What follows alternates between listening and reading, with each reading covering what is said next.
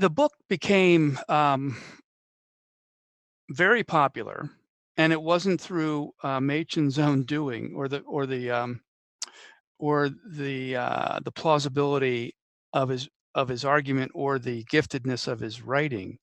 Um, he was preaching at Nassau Street Presbyterian Church in Princeton during the winter of 1922, I think, maybe 23.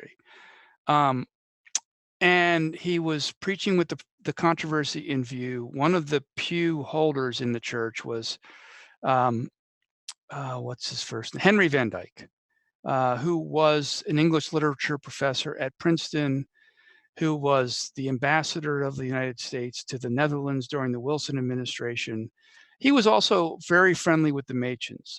In Machen's correspondence with his family, he would refer to Van Dyke as Uncle Henry. So I don't know where those connections came from.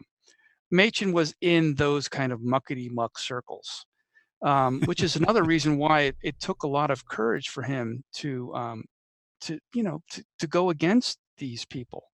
But Van Dyke did not like what Machen was preaching, so he called a press conference, as you could, as something of a political figure, to resign his pew at the church, and he did it because of Machen's preaching.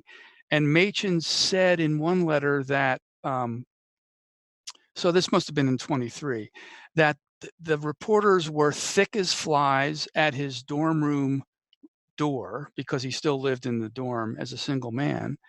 And also he said that his sales of his books spiked from like 1,000 a year to 4,000 a year.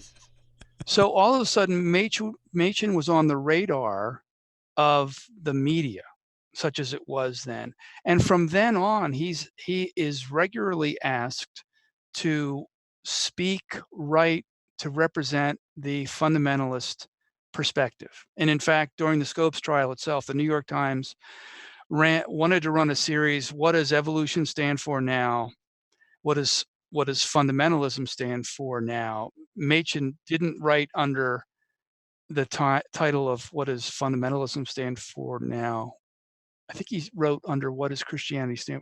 It could have been what does fundamentalism stand for now, but he was the one that they found to contribute to that series, which was and he doesn't address evolution at all in that essay for the Times. But that's just one example of ways in which he was repeatedly asked to speak or write to represent that. So, you know, Machen was in sort of the right time at the right Yeah. place, and then he became a figure.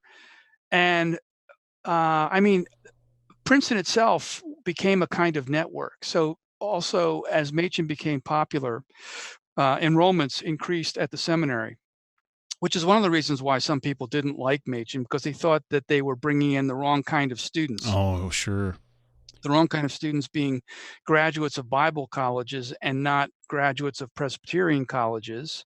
So Princeton was in some ways the network. Westminster also became a network, although Machen in the 30s, he and other conservatives founded something like the Presbyterian Constitutional Covenant Union, or Covenant Constitutional Union. It's a PCCU, which basically was an organization set up, and the PCA also did something like this, that if we lose certain votes, then this is ready to go to start the new denomination. So there were those kinds of networks.